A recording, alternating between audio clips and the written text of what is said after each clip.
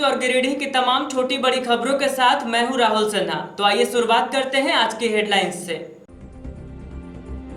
Cooperative bank Mirzaganj शाखा में चोरी करने वाले 3 चोर हुए गिरफ्तार। नकदी और अन्य सामान भी हुआ बरामद। पुलिस कप्तान ने प्रेस वार्ता कर दी पूरी जानकारी। प्रवासी मजदूरों के रोजगार के लिए गंभीर है जिला प्रशासन। रोजगार सृजन के लिए शुरू हुई है कई योजनाएं। उपायुक्त ने कहा फिलहाल कैच द रेन अभियान में है पूरा फोकस। अवैध तरीके से राशन कार्ड रखने वाले सक्षम लोग नपेंगे। डीएसओ डॉक्टर सुदेश कुमार ने जारी किया फरमान। सभी को अविलंब कार्ड जमा करने का दिया अल्टीमेटम। और मटरूका क्वारंटाइन सेंटर का है बुरा हाल। टूटकर गिर रहा है छत से जर्जर मलबा। गंदगी भी है चारों ओर। खाने पीने की कमी से भी परेशान हैं यहां क्वारंटाइन किए गए लोग।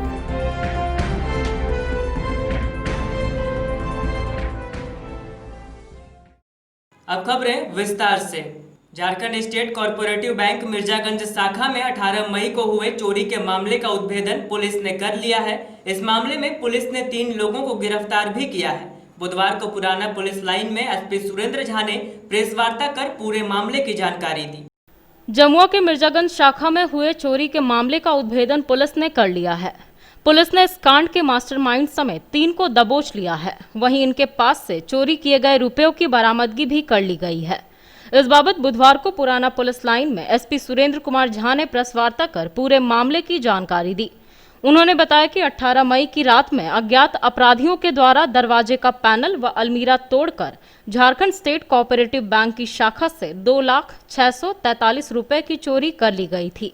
घटना के बाद शाखा प्रबंधक अरुण सिंह के आवेदन पर कांड दर्ज कर मामले की जांच शुरू की गई। बताया गया कि खोरी महुआ एसडीपीओ नवीन कुमार सिंह के नेतृत्व में एसआईटी गठित कर जांच की गई।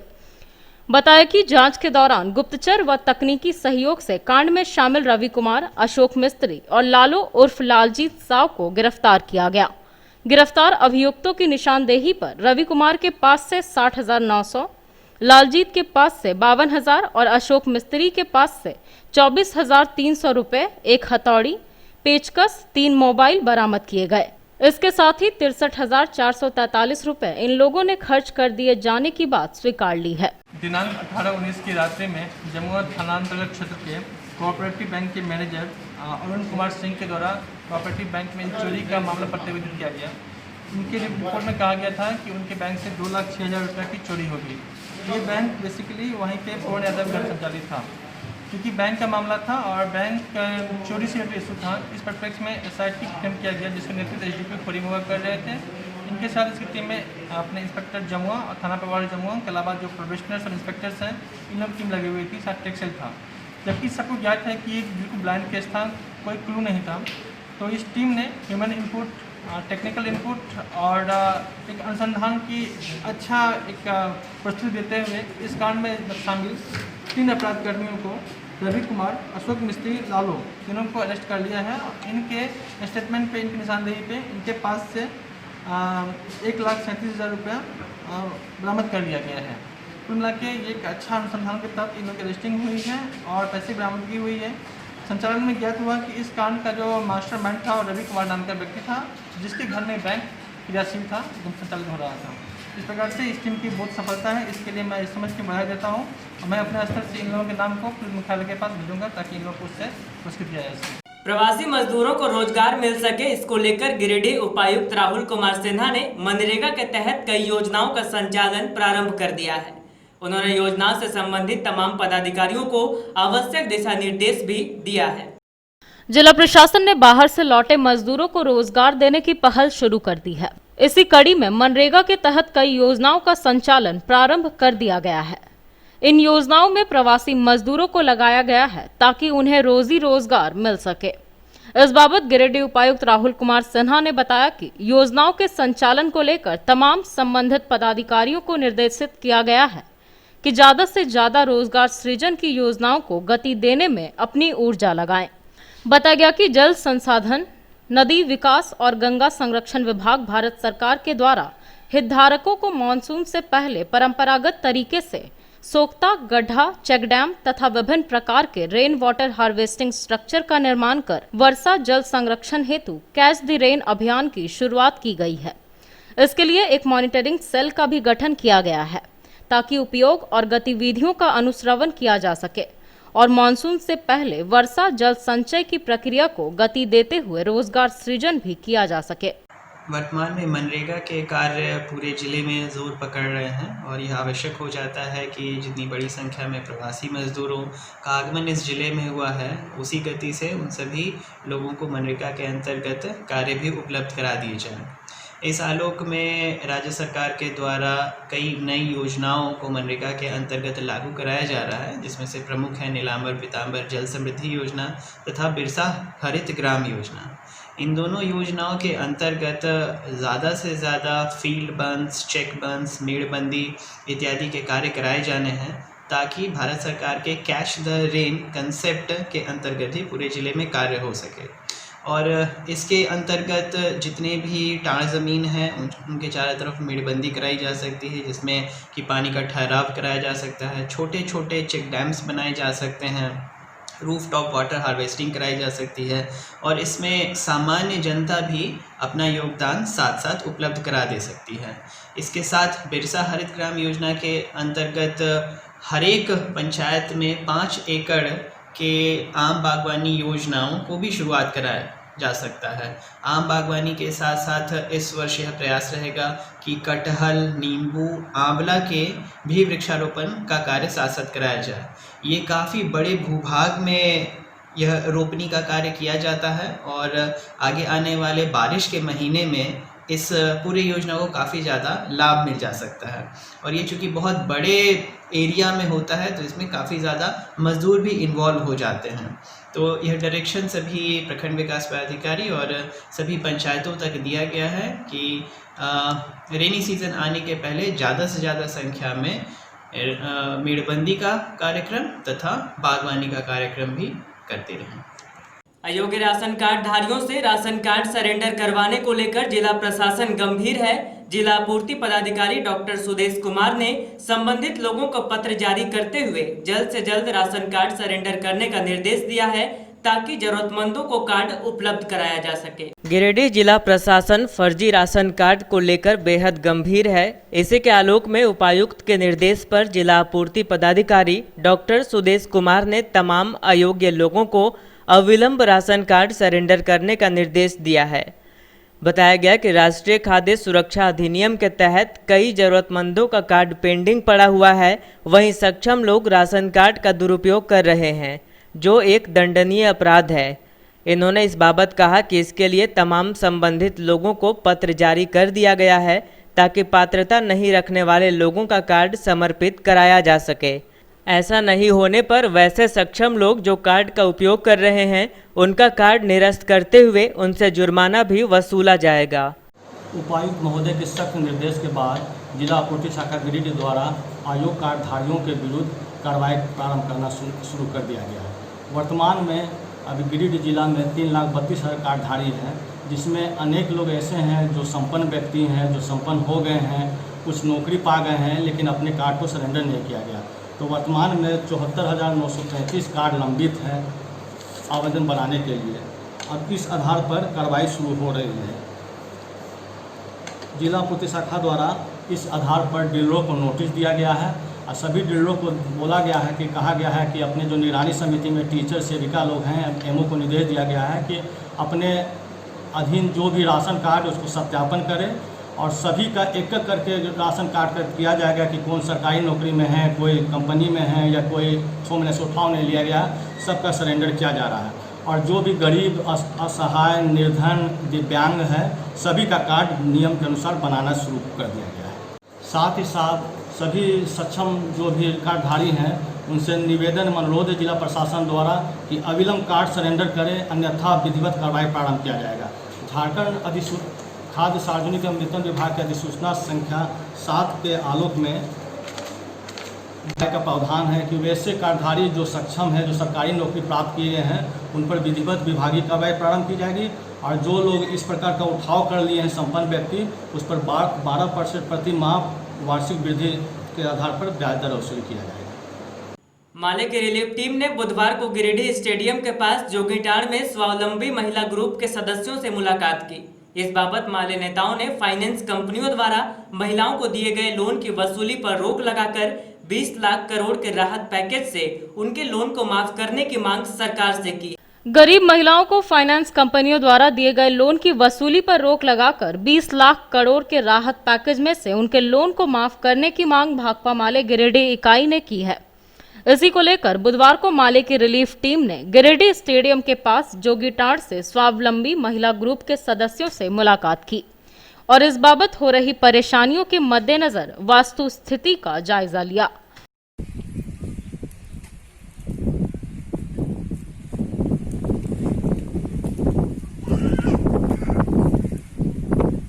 हम लोग लोन नहीं दे पा रहे हैं, रोजी रोटी नहीं चल रहा, रोजगार रहेगा, काम करेगा तब ना हम लोग लोन भरेंगे। घर में लड़का बच्चा लोग को पढ़ना मुश्किल है तो लोन कहाँ से भरेंगे। महिलाओं से बातचीत के बाद माले नेता राजेश कुमार यादव तथा राजेश सिन्हा ने कहा कि लॉकडाउन से आम लोगों की रोजी रोटी मारी गई है। ऐसे में जब उनके परिवार का भरण पोषण भी कठिन हो रहा है तो वे लोन की किस्त भला कहां से चुकाएंगे। उन्होंने फाइनेंस कंपनी के प्रतिनिधियों से भी ऐसे वक्त में आरबीआई के दिशा निर्देशों के आलोक में जबरन वसूली से परहेज करने को कहा। साथ ही सरकार से इन्हें मदद देने की मांग भी की। ये अभी लॉकडाउन के कारण खास करके जो गरीबों का पूरा रोजी रोजगार मारा गया है और ऐसे में बैंक का भी एक आदेश है, आरबीआई का भी आदेश है कि जितने भी तरह के लोन ईएमआई वगैरह है उनको अभी 3 महीने तक अभी उनको वसूली करने के लिए जोर नहीं है, बल्कि उसको पोस्टपोन किया गया है।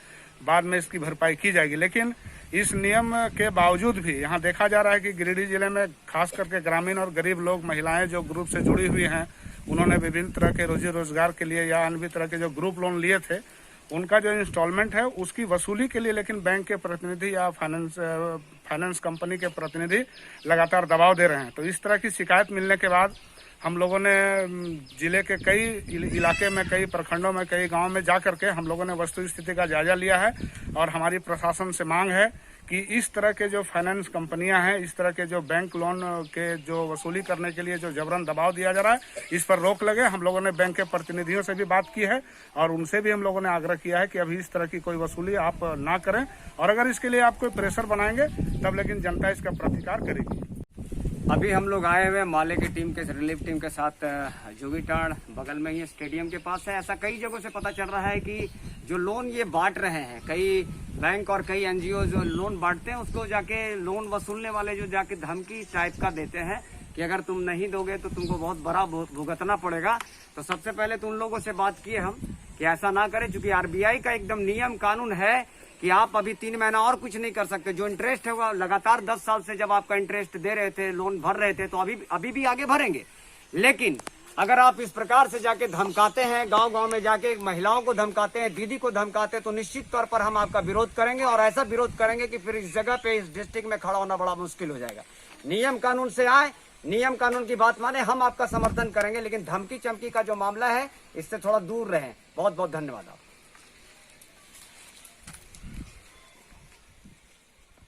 इस भीषण गर्मी के मौसम में सदर अस्पताल के जनरल वार्ड का पंखा खराब है। यहां भर्ती मरीज गर्मी और मच्छर के प्रकोप से हलकान हैं, लेकिन अस्पताल प्रबंधन को इससे कोई फर्क नहीं पड़ रहा है।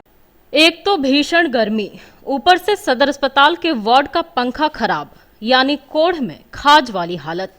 बुधवार को ऐसा ही दृश्य था सदर अस्पताल के जनरल वार्ड का, जिससे मरीज बेहद परेशान हो गए। बताया गया कि इस महामारी के दौर में स्वास्थ्य महकमा व्यस्त है और कोरोना मरीजों के पीछे परेशान है। ऐसे में सामान्य मरीजों की हालत बेहद खराब हो चली है। बताया गया कि वार्ड में 1-2 पंखे ही चलते हैं, बाकी सारे पंखे खराब पड़े हुए हैं। ऐसे में यहाँ भर्ती मरीज बेतहाशा गर्मी और मच्छर के प्रकोप को झेलने को बाध्य हैं। इस भीषण गर्मी में मरीज और उनके परिजन जहाँ हलकान हैं, वहीं अस्पताल प्रबंधक को इससे कोई फर्क नहीं पड़ रहा है। यहाँ रह रहे मरीजों ने बताया कि वे बाहर से हाथ पंखा लाकर अपनी परेशानी से बचने का प्रयास कर रहे हैं।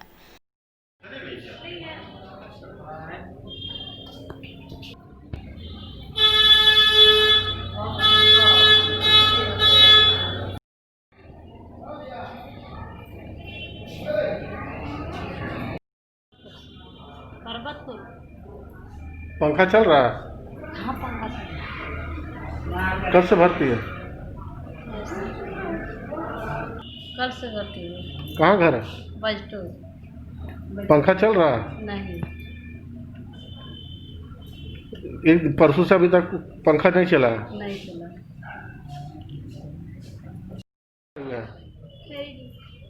खरीदी पंखा चल रहा है ऊपर? नहीं गर्मी लग रहा होगा पूरा? लग रहा है।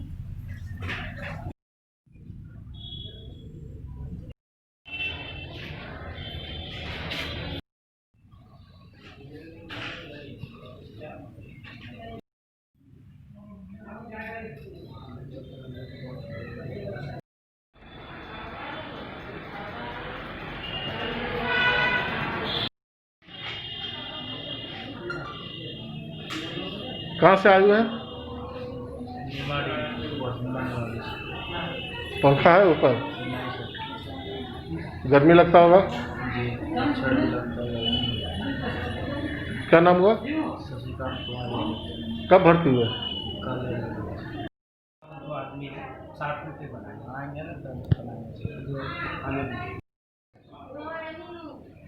इधर इस बाबत सिविल सर्जन से बात की गई तो उन्होंने इस मामले में कुछ भी कहने से इनकार कर दिया।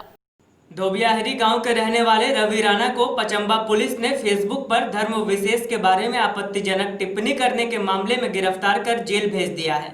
बताया गया कि रवि के खिलाफ पैसरा बहियार मोहल्ला निवासी मोहम्मद नसीम अंसारी सहित अन्य ने पचंबा थाने में शिकायत दर्ज कराई थी। सोशल मीडिया फेसबुक पर धर्म विशेष के बारे में आपत्तिजनक टिप्पणी करने के मामले में एक आरोपित को पचंबा पुलिस ने गिरफ्तार कर जेल भेज दिया। गिरफ्तार आरोपित रवि राणा धोबियाहरी गांव का रहने वाला है। आरोपित को गिरफ्तार करने के बाद पुलिस ने उसे मुख्य न्यायिक दंडाधिकारी के समक्ष पेश किया, जहां से न्यायालय के आदेश पर उसे जेल भेज दिया गया। आरोपित के विरुद्ध 6 नंबर पेसरा बहियार निवासी मोहम्मद नसीम अंसारी समेत अन्य लोगों ने पचंबा थाने में शिकायत दर्ज करवाई थी। शिकायत में कहा गया था कि आरोपित ने धर्म विशेष के प्रति फेसबुक पर इस तरह की आपत्तिजनक पोस्ट कर समाज को ठेस पहुंचाने का काम किया है। इससे समाज के लोगों की भावनाएं आहत हुई है। थाना प्रभारी सर्वानंद सिंह ने प्राथमिकी दर्ज करते हुए आरोपित को गिरफ्तार करने के बाद न्यायालय में पेश किया था। शिकायत करने वालों में मोहम्मद वसीम अंसारी, मोहम्मद रोस्तम अंसारी, मोहम्मद मकसूद अंसारी, मोहम्मद सगीर, जहांगीर समेत अन्य कई लोग शामिल थे।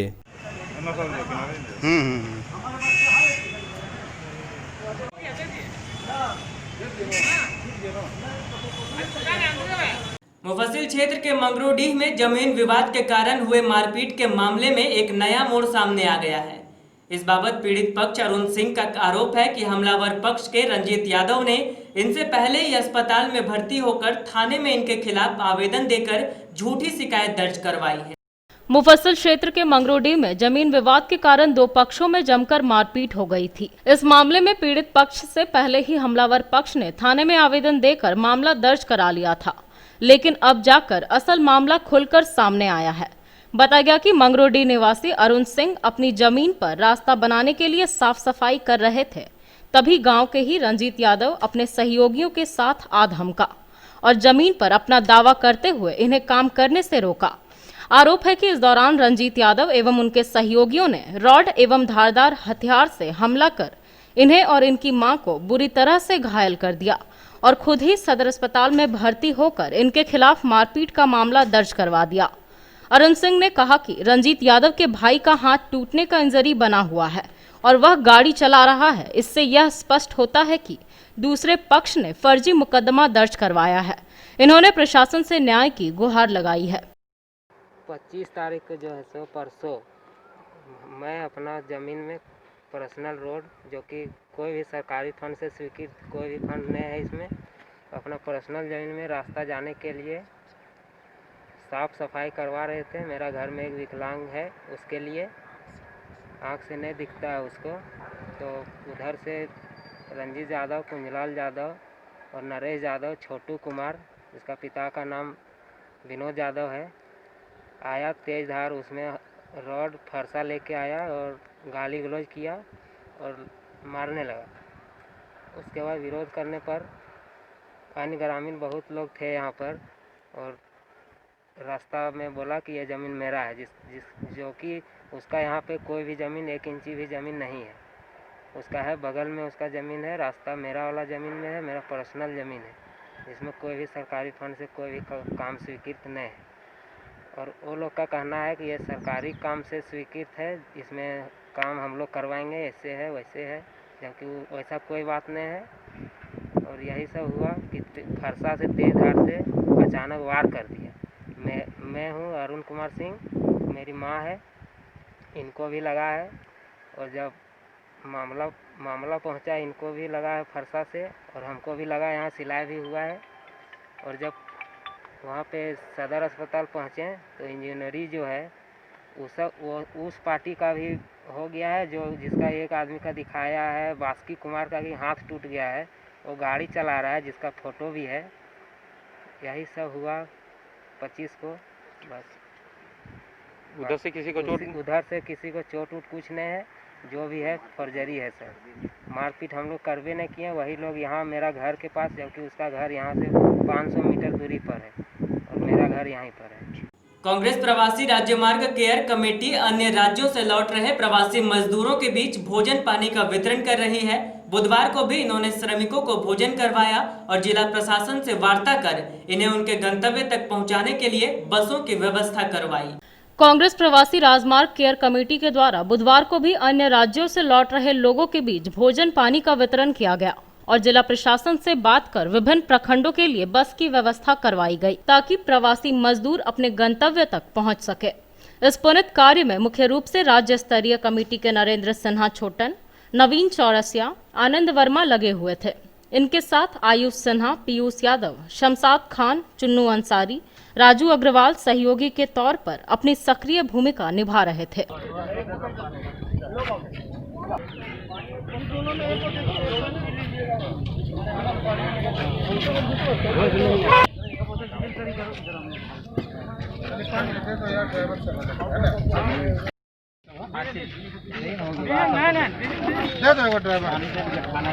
तुम लोग दुआ दे करके पानी का बॉटल यहाँ आकर नंबर एक और दे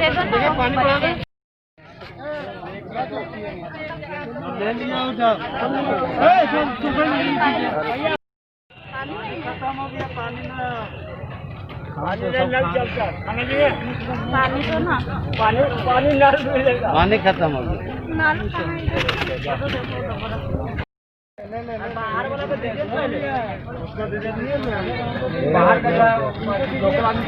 दो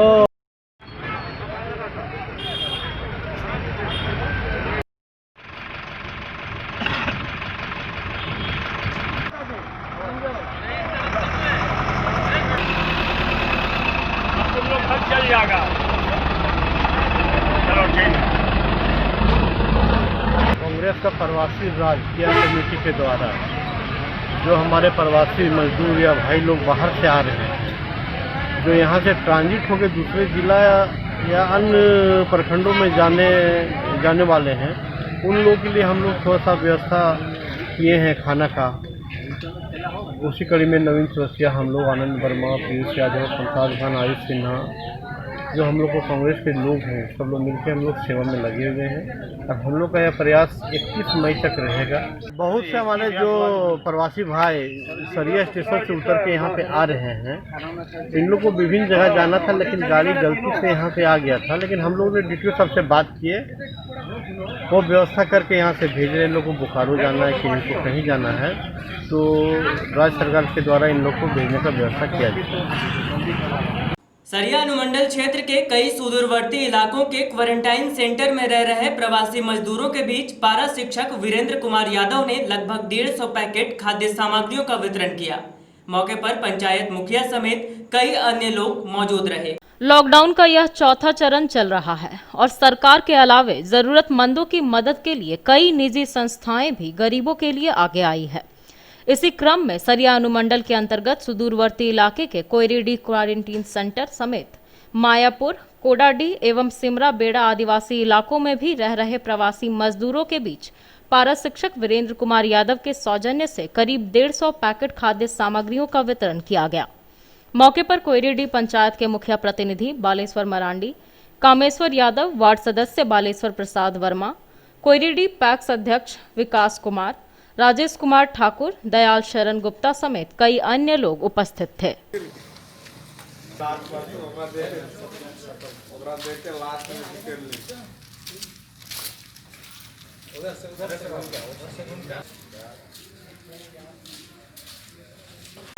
हमारे ग्राम पंचायत कोयरीडी क्वारंटाइन सेंटर राजकीय बुनियादी विद्यालय में हमारे वीरेंद्र यादव जी के सजन से ये नाश्ता का प्रबंध किया गया, जो हमने सभी प्रवासी मजदूरों को उसके साथ घूम करके आपका Karipahari quarantine centre, ताराटाण quarantine centre और सिमरावेड़ा क्वारंटाइन सेंटर, सभी क्वारंटाइन सेंटर में जिसमें कि नाश्ता वितरण किया गया। बैगंडा पुराना पुल के पास स्थित श्री संकट मोचन हनुमान मंदिर में बुधवार को प्राण प्रतिष्ठा महोत्सव की वर्षगांठ मनाई गई। इस दौरान ज्यादा श्रद्धालु तो नहीं जुटे, लेकिन कुछ भक्तों ने मिलकर औपचारिक रूप से वर्षगांठ मनाई। बरगंडा पुराना पुल के पास अवस्थित श्री संकट मोचन हनुमान मंदिर में बुधवार को प्राण प्रतिष्ठा महोत्सव की वर्षगांठ मनाई गई। बताया कि वर्ष 2014 में आज ही के दिन मंदिर की प्राण प्रतिष्ठा हुई थी। तब से लेकर हर साल यहां वर्षगांठ पर हवन, कीर्तन, भजन और प्रसाद का वितरण होता है। इस बार लॉकडाउन के कारण ज्यादा श्रद्धालु तो नहीं जुटे, लेकिन कुछ भक्तों ने मिलकर औपचारिक रूप से वर्षगांठ मनाई। इस दौरान सामाजिक दूरी का पालन करते हुए सबों ने अनुष्ठान की पूर्णाहुति की। मौके पर स्वामी शिवानंद महाराज, स्वामी बलराम दास, रामानंद प्रसाद, मंदिर समिति के अध्यक्ष कृष्णा सिंह, सचिव रामलला झा, कोषाध्यक्ष प्रोफेसर SP सिन्हा, विनय शर्मा, बमशंकर शर्मा, रामप्रवेश चौधरी, पीयूष सिन्हा, संजय सिंह, अमित देव सहित कई लोग मौजूद रहे।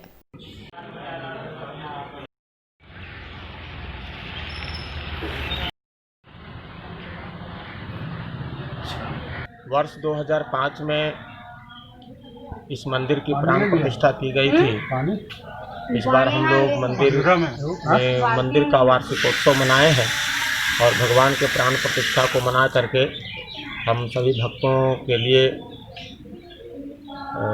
उनके सुख शांति की कामना करता हूँ। प्रत्येक वर्ष यह मनाया जाता है। इस बार थोड़ा लॉकडाउन के चलते इसको सामान्य रूप से मनाया गया है और अभी हम लोग सब रामचरितमानस का अखंड पाठ करवाए हैं। इसके बाद प्रसाद वितरण हुआ है। प्रसाद वितरण के बाद छोटा मोटा भंडारा का आयोजन है, जिसमें सभी भक्त लोग आएंगे और भंडारा का महाप्रसाद खाएंगे। इस पर सभी लोग अपने अपने घर जाएंगे। मंदिर पुराना पुल बरगंडा गिरिडीह के हनुमान जी का आज ही के दिन का प्रतिष्ठा दिवस है। हनुमान जी का 2015 में प्रतिष्ठा हुआ था और उसी निमित्त यह 5वां प्रतिष्ठा महोत्सव अवसर पर कल से ही श्री रामचरितमानस का 51 नवा पारायण पाठ प्रारंभ हुआ है और पाठ पूर्ण होने के बाद विधि विधान से पूजन हुआ हनुमान जी का, फिर हवन हुआ है और हवन के बाद अभी भंडारा चल रहा है।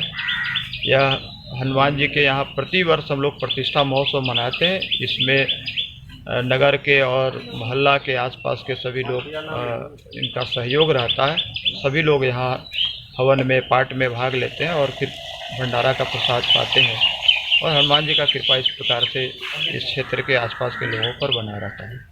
अन्य प्रदेशों से लौटे प्रवासी मजदूरों को क्वारंटाइन सेंटर में रखा जा रहा है, लेकिन मध्य विद्यालय मटरूखा में क्वारंटीन किए गए लोगों ने क्वारंटाइन सेंटर में कुव्यवस्था की शिकायत की है। इनका कहना है कि न ही इनके लिए खाने पीने की व्यवस्था है और न ही सेंटर में साफ सफाई की व्यवस्था है। मुफस्सिल क्षेत्र के मटरूखा क्वारंटाइन सेंटर में रह रहे लोग बेहद परेशान हैं। दरअसल मध्य विद्यालय मटरूखा को क्वारंटाइन सेंटर बनाया गया है, लेकिन यहाँ प्रशासन की ओर से किसी भी तरह की सुविधा उपलब्ध नहीं कराई गई है। बताया गया कि यहाँ बाहर से आए हुए 12 प्रवासी मजदूरों को 14 दिनों के लिए क्वारंटीन किया गया है, लेकिन इनके लिए न खाने पीने की कोई व्यवस्था है और न ही साफ सफाई और सैनिटाइजेशन का ख्याल रखा जा रहा है। बताया गया कि इस सेंटर की दशा भी खस्ताहाल है। भवन का मलबा ऊपर से टूट टूट कर गिर रहा है। वहीं यहां रह रहे लोगों ने ही साफ सफाई की व्यवस्था संभाली है। इनका आरोप है कि स्थानीय मुखिया से इन्होंने कई बार शिकायत की, लेकिन अब तक इनकी समस्याओं का कोई हल नहीं निकल पाया है। 18 तारीख को हम लोग आए हैं यहाँ सर, लेकिन यहाँ कुछ तो व्यवस्था नहीं है। खाना पीना जो भी है सब अपना घर से मंगाते जोटा, कुछ व्यवस्था नहीं है, चटाई नहीं है, कुछ रहने का ठिकाना नहीं है, पंखा नहीं है, मच्छर बहुत काटता, कोई देखने सुनने वाला आपको आता ही नहीं है।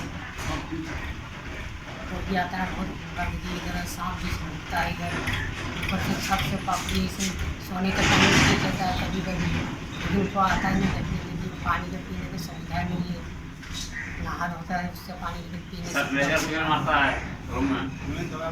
मारा नहीं।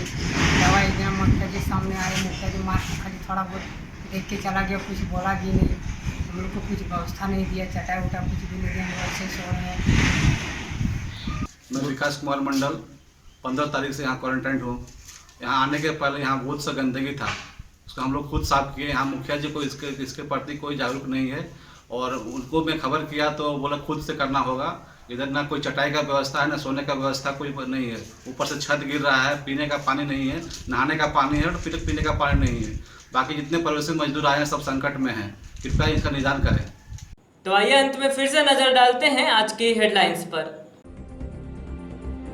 कोऑपरेटिव बैंक मिर्जागंज शाखा में चोरी करने वाले 3 चोर हुए गिरफ्तार, नकदी और अन्य सामान भी हुआ बरामद। पुलिस कप्तान ने प्रेस वार्ता कर दी पूरी जानकारी। प्रवासी मजदूरों के रोजगार के लिए गंभीर है जिला प्रशासन, रोजगार सृजन के लिए शुरू हुई है कई योजनाएं। उपायुक्त ने कहा फिलहाल कैच द रेन अभियान में है पूरा फोकस। अवैध तरीके से राशन कार्ड रखने वाले सक्षम लोग नपेंगे, डीएसओ डॉक्टर सुदेश कुमार ने जारी किया फरमान। सभी को अविलंब कार्ड जमा करने का दिया अल्टीमेटम। और मटरूका क्वारंटाइन सेंटर का है बुरा हाल, टूटकर गिर रहा है छत से जर्जर मलबा, गंदगी भी है चारों ओर, खाने पीने की कमी से भी परेशान हैं यहाँ क्वारंटाइन किए गए लोग।